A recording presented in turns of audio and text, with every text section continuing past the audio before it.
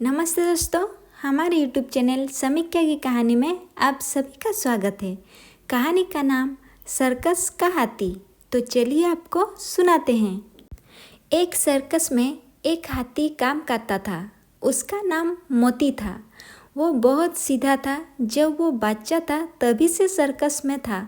वो पूरे दिन एक खूंटे से बंधा रहता था। उसका मोहब्बत उसे सुबह खोल कर ले जाता, उसे मार मार कर तरह तरह के कर्तव्य करवाता था। उसके बाद दोपहर को मोती डर के कारण सर्कस में तमाशा दिखाता था। शाम तक वो थक जाता था, लेकिन देर रात तक उसे करतब दिखाने पड़ते थे। रात को वो थक कर सो जाता था। इधर उसका मोहब्बत भी उसके पास एक खट बिछा कर सो जाता था। एक दिन सुबह जब मोती जगा तो देखा उसका मोहब्बत वहाँ नहीं था। वो अपने गांव गया था, इसलिए आज मोती का तमाशा नहीं होना था। मोती बहुत खुश हुआ। कम से कम एक दिन के लिए तो उसे छुट्टी मिली। इधर सर्कस का मालिक बहुत परेशान था। सारे टिकट बिक चुके थे। अगर हाथी का तमाशा नहीं हुआ तो पब्लिक तोड़-फोड़ मचा देगी। नटखट बंदर अपने पिंजरे में उछल कूद मचा रहा था। मोती ने कहा, नटखट, आज तो मेरी छुट्टी है। मेरा मोहब्बत तो गांव चला गया। नटखट ने कहा, क्या बात करते हो भाई? भला ये सर्कस का मालिक कभी छुट्टी दे सकता है? वो कुछ न कुछ इंतजाम कर ही लेगा। मोती ने कहा, लेकिन मैं तो बस मोहब्बत के इशारे समझता हूँ। मैं तमाशा कैसे करूँगा? नटखट ने कहा, भाई हम तो मजबूर है, पिंजरे में बांधे, लेकिन तुम इतने बलशाली होकर भी एक खूंटे से बांधे रहते हो। क्या तुम नहीं जानते, अगर तुम जरा सी जान लगाओ तो रस्सी तोड़कर भाग सकते हो।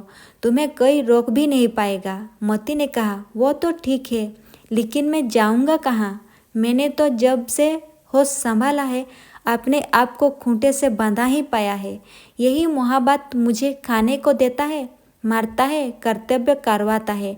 कभी कभी मन तो करता है कहीं भाग जाऊं। नटखट ने कहा, भाई एक काम करो, तुम आज रात को अपना खूंटा उखाड़ देना, फिर मेरे पिंजरे की सलाखों चौड़ी कर देना। मैं तुम्हारी पीठ पर बैठ जाऊंगा, फिर हम दोनों जंगल में चलेंगे। मुझे ये वहीं से पकड़ कर लाए थे। इससे दोनों का भला हो जाएगा। मोती ने कहा, लेकिन अगर किसी को पता लग गया तो बहुत बुरा होगा।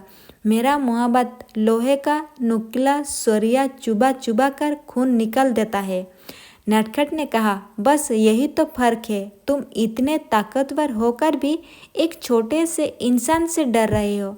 उसकी बातें सुनकर मोती के अंदर हिम्मत आ जाती है। इधर सर्कस का मालिक किसी दूसरे मोहब्बत को एक दिन के लिए बुला लेता है, लेकिन उसके इशारे मोती की समझ में नहीं आते। वो गुस्सा होकर मोती को बहुत ज़्यादा मारता है। मोती रात को अपने खूंटे से बांधा रो रहा था। नटखट ने कहा, भाई रोने से कुछ नहीं होगा। इतने बड़े शरीर का फायदा उठाओ, मेरा पिंजरा तोड़ दो और वो सामने का फाटक एक टक्कर में गिर जाएगा। फिर हम दोनों जंगल में चले जाएंगे।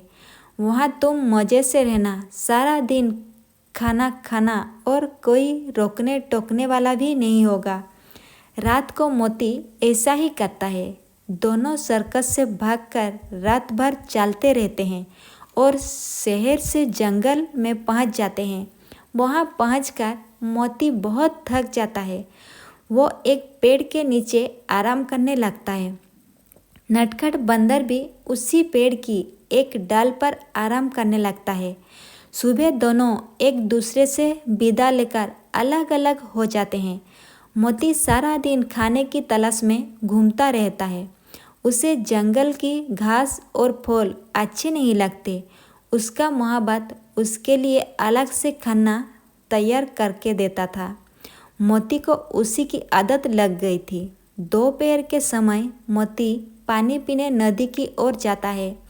वहाँ मगरमच्छ होते हैं जो मोती को खाने के लिए उसके पीछे लग जाते हैं।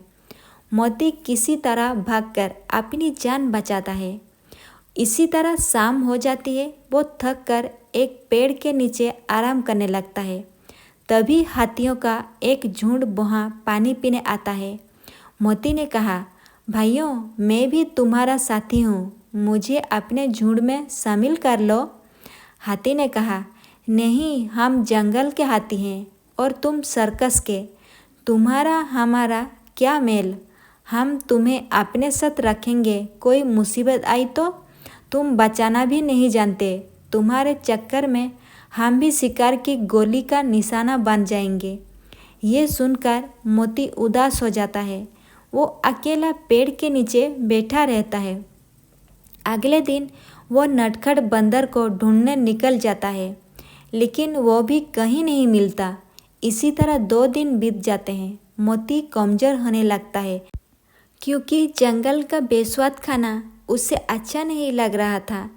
एक दिन वो धीरे धीरे चलता हुआ सर्कस के गेट पर पहुंच जाता है। वहां जाकर वो गेट पर आवाज़ लगाने लगता है। उसकी आवाज़ सुनकर सर्कस का मालिक और उसका मोहब्बत दोनों आ जाते हैं। मोहब्बत मोती को देखकर बहुत खुश हो जाता है। मोहब्बत ने कहा, मुझे पता है नए मोहब्बत ने तुम्हें बहुत मारा, इसलिए तुम चले गए थे, लेकिन मेरे बिना तुम रह नहीं पाए, इसलिए वापस आ गए। आखिर हमारा तुम्हारा बचपन का साथ है। मोहब्बत मोती को वापस लेकर खूंटे से बांध देता है। कुछ ही देर में मोती देखता है कि नटखट बंदर भी अपने पिंजरे में बैठा है। मोती ने कहा, अरे तुम यहाँ कैसे? नटखट ने कहा, भाई, मैं तो 2 दिन पहले ही आ गया। वहाँ कोई भी जानवर मुझसे बात नहीं करता था, जहाँ तक कि दूसरे बंदर ने तो मुझ पर हमला कर दिया। वो कहते हैं हम सर्कस के जानवर हैं, उनके साथ नहीं रह सकते, इसलिए मैं वापस आ गया। मोती ने कहा, हाँ भाई, हम यहीं ठीक है। अब हमारा यही घर परिवार है। अब बस अपना काम अच्छे से करते हैं, जिससे हमें ढंग से खाना मिल सके और मार भी कम पड़े। अकेले उस आज़ादी में रहने से इस परिवार में रहना ज़्यादा अच्छा है। इसके बाद मोती अपने मोहब्बत की हर बात मानने लगा और मोहब्बत भी अब मोती को नहीं मारता था। तो शिक्षा में क्या मिला? असली सुख अपने घर में ही मिलता है।